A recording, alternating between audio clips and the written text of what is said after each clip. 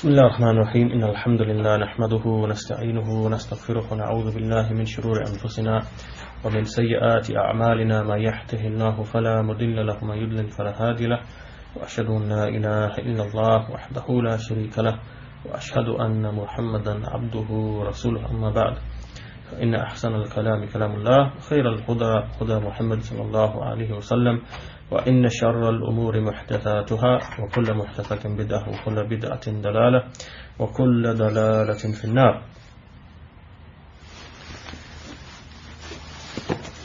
Okay, inshallah we'll continue with in this lesson by going through some more of the forms and types of worship that Shaykh Islam Muhammed Ibn Abdul Wahaab rahimahullah has mentioned when describing the kind of answer that a person should give when he's asked about the forms and types of worship, which are befitting only for Allah. So in the last lesson we covered ad-du'a, which the Shaykh said was from the greatest of the forms and types of worship, and al-isti'ana, which is seeking aid, and al-istighatha, which is a specific form of seeking aid. Al-isti'ana is just seeking aid in general, and istighatha is seeking aid in a situation of calamity or hardship. So it can, in English we could say that it's seeking rescue, and isti'ana, seeking aid. And likewise we covered sacrifice, dhabh. And so from today then we start with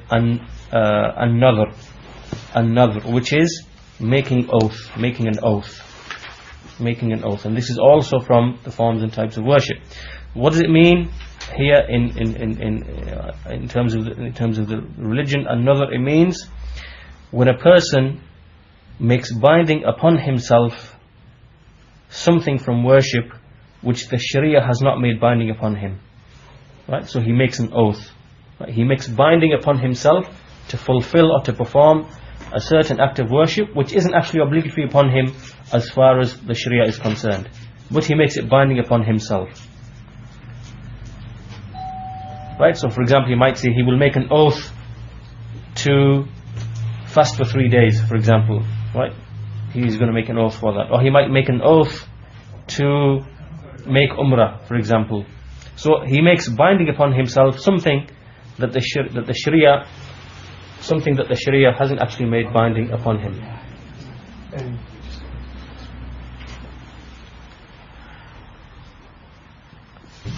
So this is the meaning of making an oath. And regarding this, Allah subhanahu wa ta'ala said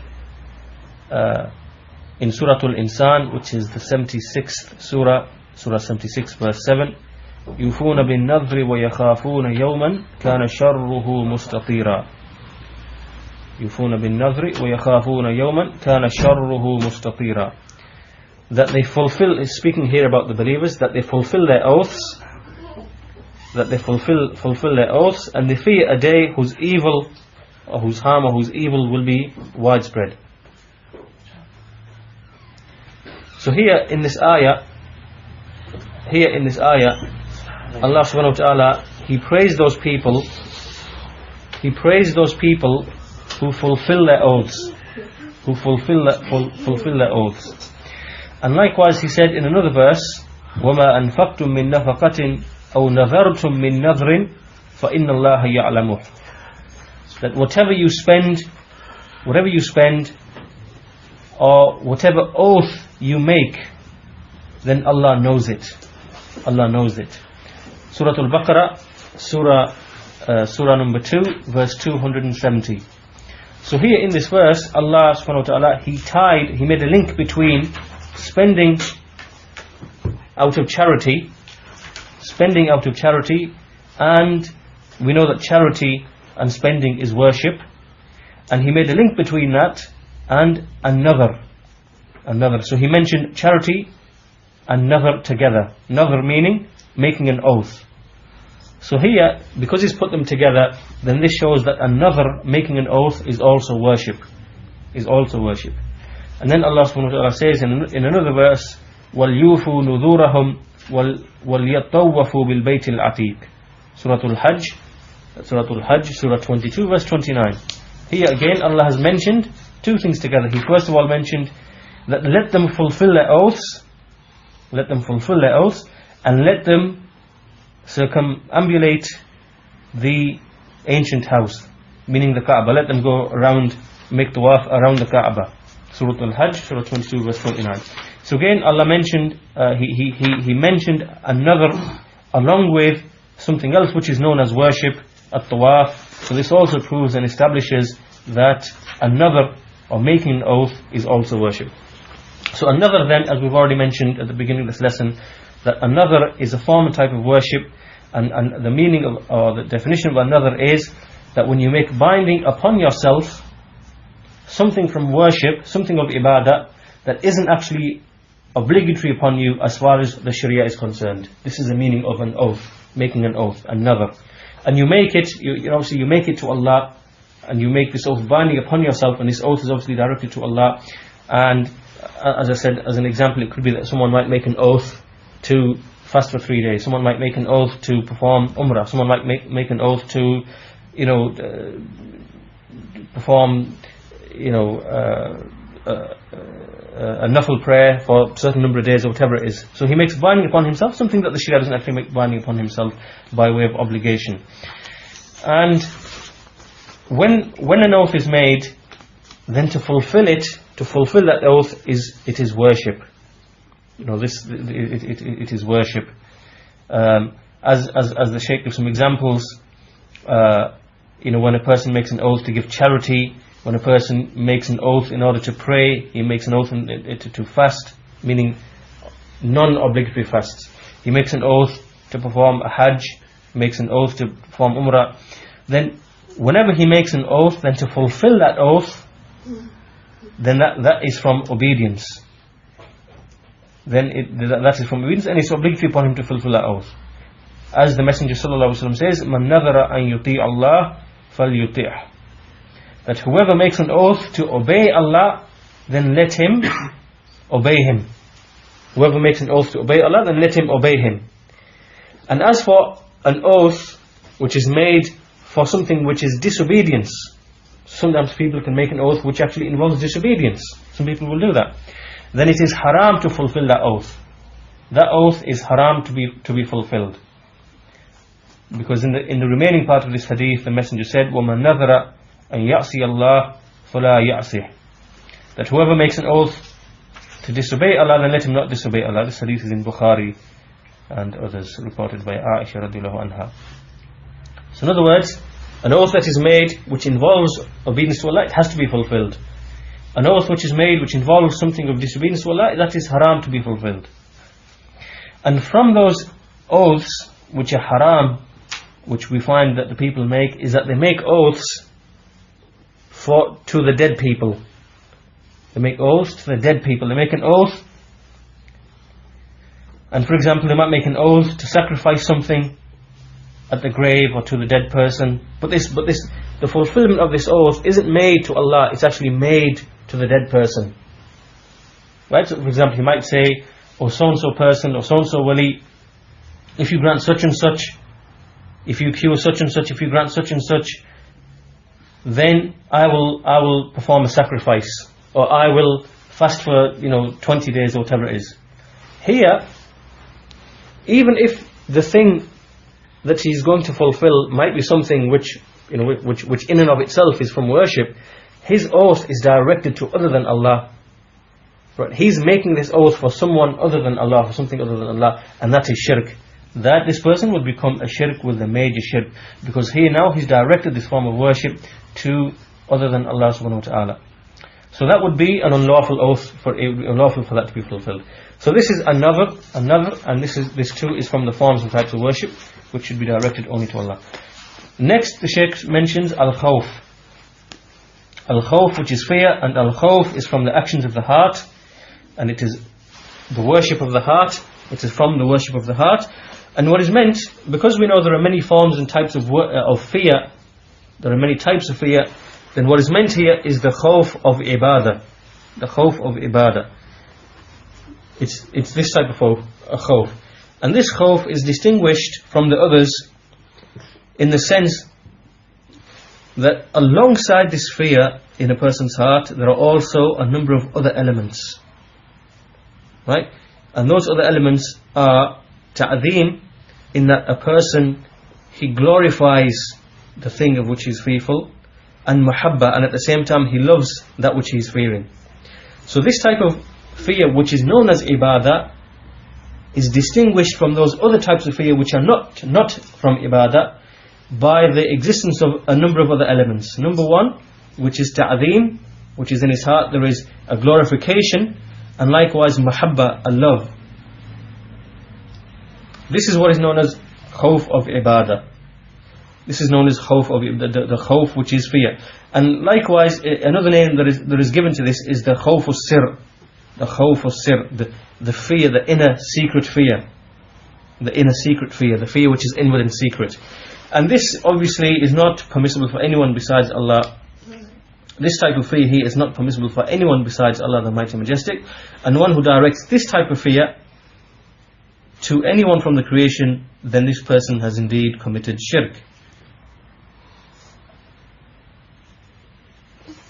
And similarly, following on from this, when a person directs another form of worship because he fears that thing or that person, like for example, someone might sacrifice an animal for the jinn because he fears the jinn. So as a result of that fear, he goes and performs another act of worship, like sacrifice. Or for example, he might fear from a dead person, from a wali or something like this, because he fears that if he doesn't please him or satisfy him, then he fears some calamity. So then as a result, he sacrifices to him. So this khawf is also khawf which is ibadah. This is khawf which is ibadah, which led him to direct something which is worship, to direct this other form of worship to this person or to this thing. This is khawf of ibadah, and this person is also, as a result of this, a mushrik with a major shirk. As for the other fear, which is the khawf, which is tabi'i, like for example, you fear from an enemy, you fear some harm from an enemy, you fear like a scorpion, or you fear those things which might sting you or something like that, or all of these things, you fear like natural disasters or whatever. All of these things are from the khawf which is tabi'i, the natural fear that Allah has placed within the creation, as a result of which they can take caution and care from those things that might harm them. And this khawf is khawf tabi'i, and it is not ibadah. This is not considered to be ibadah. And some of the other scholars also mention a khawf which is muharram, khawf which is prohibited. And this is when, for example, as a result of the fear of the people, you refrain from an obligation from the obligations in the religion. Right? So a person, he refrains from fulfilling an obligation as a result of the fear of the people. Now this fear wouldn't take a person outside the fold of Islam, but this fear is a fear which is haram, is prohibited, and it's disobedience. Right? This is haram. So for example, a person might fear keeping a beard, right, because he fears the people. This khawf, it doesn't make him a kafir or mushrik, but it is haram, and he commits a sin as a result of this. And the same can be applied to other affairs. So we have khawf, which is shirk, which if directed to other than Allah is shirk, which is the khawf, the fear, which is coupled with muhabba and ta'zeem. And we also have the khawf, the fear which it leads a person to direct an act of worship to other than Allah. Right? So like these people, they have khawf of a wali or a dead person, as a result of which they form a sacrifice or something or whatever and dedicate it to that dead person. This too is shirk. We have khawf which is natural, that all people have, where they fear harm coming to them, and this is permissible. There's nothing wrong with that. And we have khawf which is haram, where it's the fear that leads you to not fulfill an obligation from the obligations of Allah subhanahu wa ta'ala. So this then is khawf. This is the detail concerning al-khawf. Next the Shaykh mentions ar-raja. Ar-raja, which is hope, which we translate as hope. And hope, again, there are different types of hope. There is hope again, which would, if found, would be considered shirk, and there is another type of hope which, if found, wouldn't be considered to be shirk when directed to other than Allah. So, what is the definition of hope, which is worship? The hope that is known as ibadah. It is this is the definition. It is to hope, or to expect, or to to anticipate, to hope in some goodness which no one has the power and the ability over except Allah. Right? This is the raja, which is worship. To hope, or to be in expectation of some goodness which no one has the power over except Allah. That hope is the hope of ibadah. That hope is the hope of ibadah. So, for example, to illustrate with some examples, a person hopes for his sins to be forgiven. Who can forgive sins besides Allah? No one. Only Allah can forgive these sins. So a person hopes in that. A person hopes that his sustenance is increased. A person hopes to have a child. A person hopes to enter paradise. So all of these affairs, whether it be issues like forgiveness and paradise and being rewarded in terms of reward in the hereafter, a person hope, all of these affairs are only things which Allah controls. And likewise, from the affairs that relate to Allah's rububiyyah, a person hopes for an increase in sustenance, a person hopes for a child, a person from those things that Allah decrees and ordains and provides from His rububiyyah. All of this is the raja of ibadah, the hope of ibadah. And as we said, it's defined as hoping and hoping for some goodness which only Allah has the power and the ability over. As for the other, and of course, if someone directs this type of raja from the creation, like those, for example, who place their hope in the people who are dead, or the jinn, for example, or those who are absent and not present, and they place their hope in them for things which only Allah can provide, or which only Allah has control over, this no doubt is shirk. This is not permissible, and it is major shirk.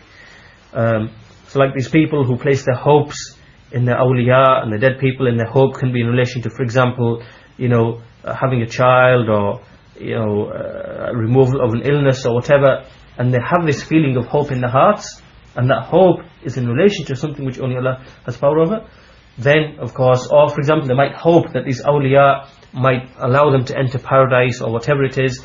All of this is from the major shirk. As for the raja, which is natural, right? There's also a type of hope which is normal, which is natural. For example, you might hope in your heart that so-and-so person comes and helps you in a certain affair.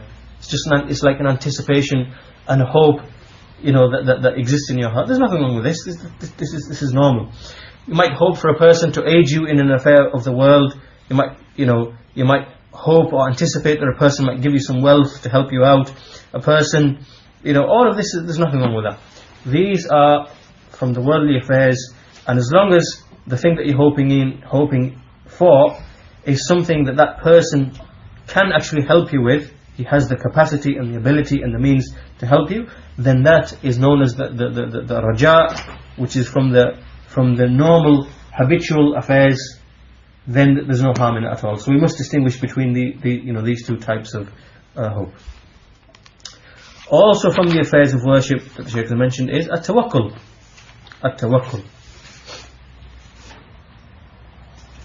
And at-tawakkul, the definition of at-tawakkul, which in English we would translate as reliance, would be to submit the affairs to Allah subhanahu wa ta'ala, to submit the affairs to Allah subhanahu wa ta'ala, meaning to leave the affairs with Him, and to depend upon Him. So this involves two things.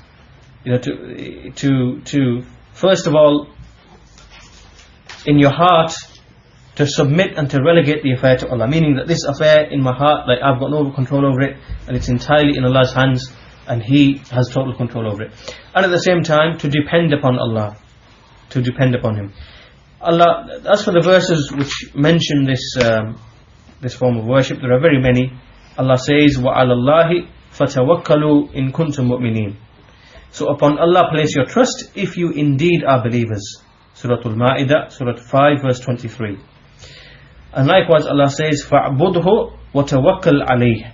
فَاعْبُدْهُ وَتَوَكَّلْ عَلَيْهِ. So worship Him and place your tawakkul upon Him. Surah Hud, Surah 11, verse 123. Here Allah combines tawakkul with worship, because He said, فَاعْبُدْهُ, worship Him alone, and then He mentioned, وَتَوَكَّلْ عَلَيْهِ, combine the two together. In another verse Allah says, وَعَلَى اللَّهِ فَتَوَكَّلُوا.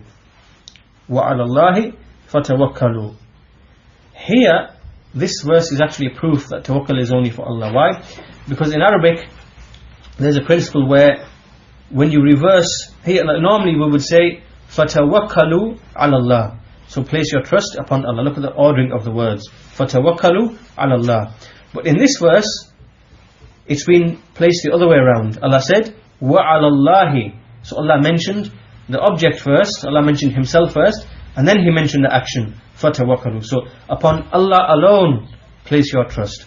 So whenever this is found, and this actually is found commonly in the Quran with respect to other forms of worship, and the fact that those forms of worship have been mentioned in this manner, with this linguist in this manner, that itself is a proof to show that those forms of worship are only for Allah alone. So anyway, instead of فَتَوَكَّلُوا عَلَى اللَّهِ, Allah's mentioned وَعَلَى اللَّهِ فَتَوَكَّلُوا. So upon Allah place your trust. This, as the Shaykh says, is hasar, which means it's restricting this worship only for Allah subhanahu wa ta'ala. It shows that this action is uniquely for Allah subhanahu wa ta'ala. And so the meaning given is وَعَلَى اللَّهِ, meaning and upon Allah alone فَتَوَكَّلُوا إِن كُنْتُم مُؤْمِنِينَ. Then in another verse Allah subhanahu wa ta'ala says, إِنَّمَا الْمُؤْمِنُونَ الَّذِينَ إِذَا ذُكِرَ اللَّهُ وَجِلَتْ قُلُوبُهُمْ وَإِذَا تُلِيَتْ عَلَيْهِمْ آيَاتُهُ زَادَتْهُمْ إِيمَانًا وَعَلَى رَبِّهِمْ يَتَوَكَّلُونَ. So this verse, again look at the wording. Allah says, verily the believers are those who, when Allah's name is mentioned, their hearts tremor, and when His verses are recited to them, it increases them in iman. وَعَلَى رَبِّهِمْ يَتَوَكَّلُونَ. So again look at the wording at the end of this verse. وَعَلَى رَبِّهِمْ يَتَوَكَّلُونَ. And upon their Lord do they place their trust. So here, the same rule as before. Allah could have said, وَيَتَوَكَّلُونَ عَلَى رَبِّهِمْ, and they place their trust upon their Lord. But here, وَعَلَى رَبِّهِمْ يَتَوَكَّلُونَ. So Allah mentioned He delayed the action, and He mentioned the object first, meaning He mentioned Himself first. So this shows وَعَلَى رَبِّهِمْ, meaning and upon their Lord alone do they place their trust. So these are some verses which establish then, first of all, tawakkul is from ibadah, and secondly, tawakkul is to be only directed to Allah subhanahu wa ta'ala alone. So now again we have to make another distinction, because there are some affairs in which we can place reliance, in which the creation does have the capacity and the ability for, and this tawakkul would not be considered to be shirk. Like for example,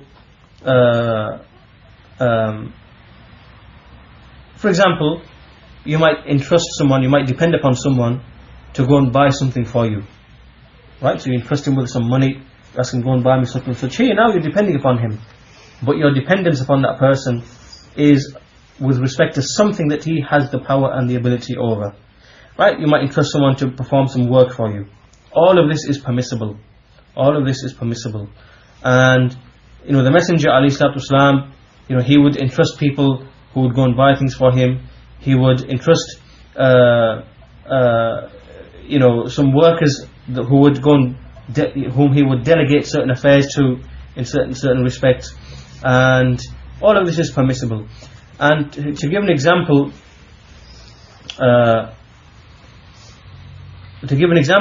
of Allah subhanahu wa ta'ala mentions the people of the cave in Surah Al-Kahf. He mentions them, he said, and he mentions the verse, فَبَعَثُوا أَحَدَكُمْ بِوَرَقِكُمْ هَذِهِ إِلَى الْمَدِينَةِ فَلْيَنْظُرْ أَيُّهَا أَزْكَى طَعَامًا فَلْيَأْتِكُمْ بِرِزْقٍ مِّنْهُ وَلْيَتَلَطَّفْ وَلَا يُشْعِرَنَّ بِكُمْ أَحَدًا. This verse, Allah says, Allah speaking about the people of the cave, where they say that send one amongst you with this, this like money or whatever of yours, with this note of yours, to the town, to the city, and then let him find which is the most wholesome food, which is halal and wholesome, and let him come back with some sustenance from it, and let him be careful. Let him be careful so that people don't become aware of him, like notice, be aware of that person. This here now, what they did was they entrusted one person. This is tawkeel. This is known as tawkeel, where you entrust someone. This is known as tawkeel. So tawkeel is permissible, but tawakkul is specific only for Allah the Mighty and Majestic.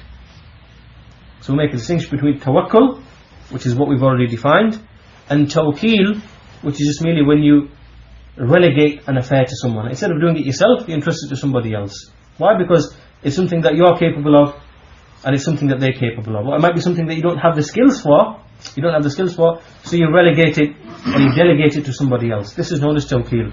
So we make a distinction between these two things, and both of these, and the latter is permissible, nothing wrong with it, and the former is tawakkul, and it should be directed only upon Allah, to Allah subhanahu wa ta'ala. Next, the Shaykh mentions two affairs, which is inaba and mahabba. Al-inaba and mahabba. As for inaba, al-inaba literally means to return. The literal meaning of inaba is to return. So in other words, al-inaba here, it actually means tawbah, repentance. A person repents and turns back to Allah. And al-inaba is the same, it does actually have the same meaning as at-tawbah. So inaba and at-tawbah are in fact the one and the same thing. They have the same meaning. As Allah subhanahu wa ta'ala says, وَأَنِيبُوا إِلَى رَبِّكُمْ وَأَسْلِمُوا لَهُ وَأَنِيبُوا إِلَى رَبِّكُمْ وَأَسْلِمُوا لَهُ. Surah Zumar, Surah 39, verse 45. 39, verse 45. So return back to your Lord and submit to Him. So inaba then is clearly a form of worship. Then the Shaykh mentions al-mahabba, love. And the Shaykh says that al-mahabba has a very mighty position in worship, in the affairs of worship. Al-mahabba it holds a very mighty position as far as worship is concerned. And mahabba itself is of two types. Mahabba itself is of two types. In fact, there are actually more types. The scholars categorize mahabba into a number of types, but here the Shaykh is mentioning two types. Mahabba, which is worship. Now, just like with fear, which is worship, we mentioned that the fear, which is worship, is distinguished by the presence of a number of other elements. And we said that these were ta'zeem and mahabba. Ta'zeem and mahabba. Then in a similar way, in a likewise fashion, there are, with respect to mahabba itself, the type of mahabba which is worship itself has a number of other elements which distinguish it from the mahabba which is not worship. And those two elements, those elements are dhul and khudu', which means dhul, which is to humble and to humiliate yourself, humbling, and khudu', which is a form of submission. It's like a form of khudu', which is submission. Submission, where you make this submission of obedience. You submit to this, to the one whom you love. So you humble and humiliate yourself to the one whom you love, and you have khudu'. You also submit to the one whom you love. This is the ibadah which is worship, and this, of course, is for no one besides Allah subhanahu wa ta'ala, because it's the mahabba of worship. But then there is another type of worship, another type of ibadah which is not considered to be worship. As like for example, the mahabba which is natural. For example, person loves his wife, a person loves his offspring, a person loves his two parents, a person loves the one who is benevolent to him, the one who is kind to him, a person loves wealth. All of this is mahabba, which is natural. It's not to be considered from worship. Why? Because here there isn't a person doesn't humiliate himself and humble himself to these things to which his love is directed. Nor is there khudu', the kind of submission that, but it's just pure love on its own. However, having said, even though this is natural and permissible, having said all this, there is another important issue, which is sometimes a person can put the love of these things above and beyond the love of Allah subhanahu wa ta'ala. And for this, Allah has placed a very severe threat. Allah has placed a very severe threat. As Allah says, قُلْ إِن كَانَ آبَاؤُكُمْ وَأَبْنَاؤُكُمْ وَإِخْوَانُكُمْ وَأَزْوَاجُكُمْ وَعَشِيرَتُكُمْ وَأَمْوَالٌ اقْتَرَفْتُمُوهَا وَتِجَارَةٌ تَخْشَوْنَ كَسَادَهَا وَمَسَاكِنُ تَرْضَوْنَهَا أَحَبَّ إِلَيْكُمْ مِنَ اللَّهِ وَرَسُولِهِ وَجِهَادٍ فِي سَبِيلِهِ, to the end of the ayah. This is like a very severe threat. Say if it is the case that your fathers, your sons, your brothers, your wives or your partners and your close relatives, and the wealth which you have acquired, and the trade in which you fear a decline, and the places of abode, like your houses in which you are pleased with, is more beloved to you than Allah and His Messenger, and striving in His path, then to the end, to the end of the verse. This is like a threat. So Allah, no one is to put anything from like the wealth or the offspring or a person's land or a city or whatever, anything of that nature. No, the love of that is not to be put ahead of the love of Allah subhanahu wa ta'ala. And when these two things conflict with each other, like for example the love of Allah might conflict with the love of one's wealth or one's offspring or one's children or one's wife or whatever, then of course the love of Allah subhanahu wa ta'ala is given precedence. Then the Shaykh mentions, is that taking you out of, it's just a severe threat? No, that's a threat. It doesn't take you outside the fold of Islam. That's like when someone loves his wealth more than he loves, this is like a major sin, yeah. As for when a person loves someone or something with the type of love that is only for Allah, like these mushrikeen, they love their idols, they love their awliya, they love, and we can see that in their love, it's not just pure love. You will see with these people that when they go to these graves, they will stand with humility, they will be in awe, and they will stand in humility, and they will be humble, and you can just see from the way they stand. In fact, they stand in such a way, as some of the sheikhs mentioned, that they don't even stand in front of Allah in their prayer. And that humility that they feel, and that awe that they feel when they stand in front of their graves and these tombs, and the reverence that they have, you find that they don't even have that in the prayer. Right? So that type of love, when that is the major shirk, when it's coupled with these affairs like dhul and khudu. As for this love, where it's for things which the love which is tabi'i, when someone puts that ahead of the love of Allah and the Messenger, then obviously that would be a major, it would be like a very major sin.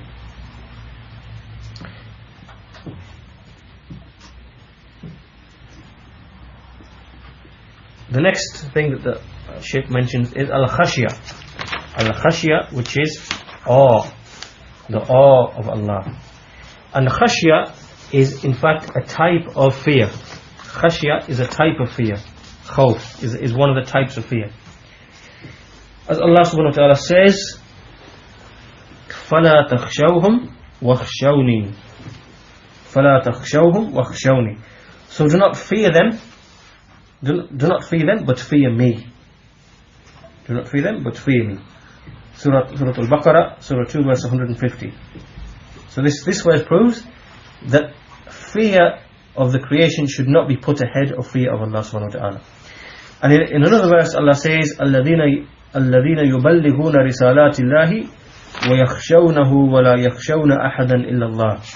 Allah speaking about the messengers, He says, and those who convey the messages of Allah, and they fear Him, and they do not fear anyone except Allah.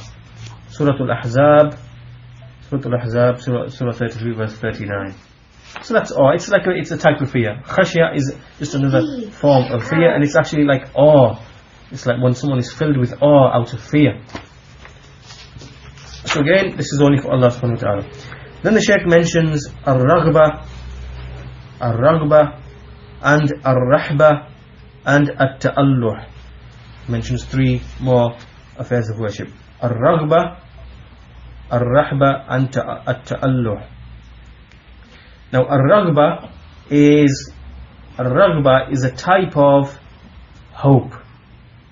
Ar-Raghba is, if you like, it's like a type of it's like a type of hope. Yes, it's a type of hope, like a type of anticipation.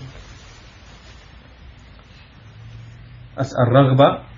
And Ar-Raghba is only for Allah subhanahu wa ta'ala. And Ar-Raghba means to hope for something, for that which is with Allah. That which is with Allah. To hope for that which is with Allah. And to become attached to Allah. So when he hopes, for example, for something which is with Allah, like for example, he might hope with something, he might hope in the forgiveness from Allah, he might hope with what lies with Allah of the rewards, like in paradise and whatever. So he's hoping with something that is with Allah. When he has this hope, that hope will then lead him to be obedient to Allah. So the presence of that raghba is what actually drives him to remain obedient to Allah. This is raghba. As Allah subhanahu wa ta'ala says, Inna ilallahi raghibun. Inna ilallahi raghibun. He's speaking about the believers who say that verily in Allah, with what is with Allah, do we hope for. That we hope for that which is with Allah. And so this then, ar-raghba, again as we said, it's a form of type of hope. It's a hope with that is which is with Allah, of what Allah has of rewards and so on and so forth. As for ar-rahba is a form of fear. Ar-raghba is a type of hope, and ar-rahba is another form of fear. Rahba here is like an apprehension, fearing something, being apprehensive and fearing. As Allah says, وَإِيَّايَ فَارْحَبُونَ وَإِيَّايَ فَارْحَبُونَ. So therefore, from me alone should you be fearful. It's just another form of fear.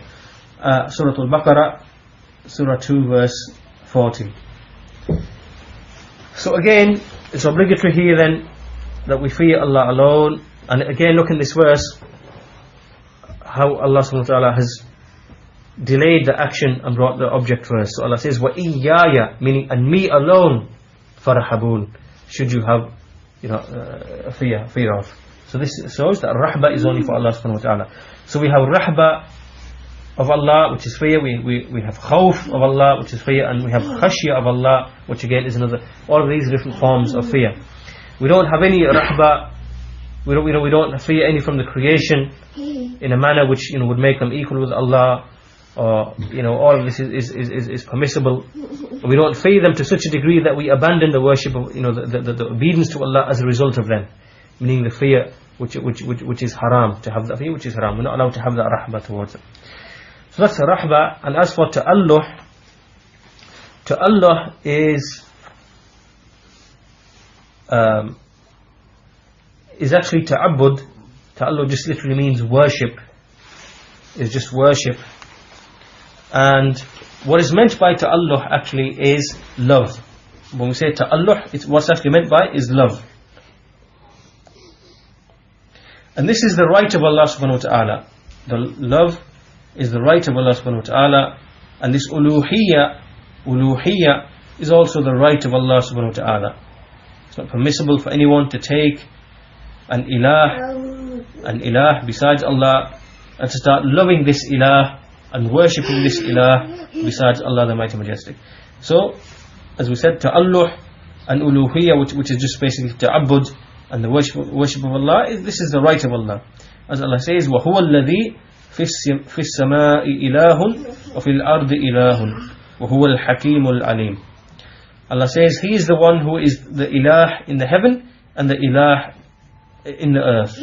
What is meant by this, that He is the one who is worshipped upon the heaven and He is the one who is worshipped upon the earth. That's what is actually meant. Meaning that He's the only one ilah that has a right to be worshipped. So meaning that the people of the earth and the people of the heaven, they worship Him and they love Him, and this shows that this worship is for Allah. Now this verse is in Surah Al-Zukhruf, Surah 43, verse number 84.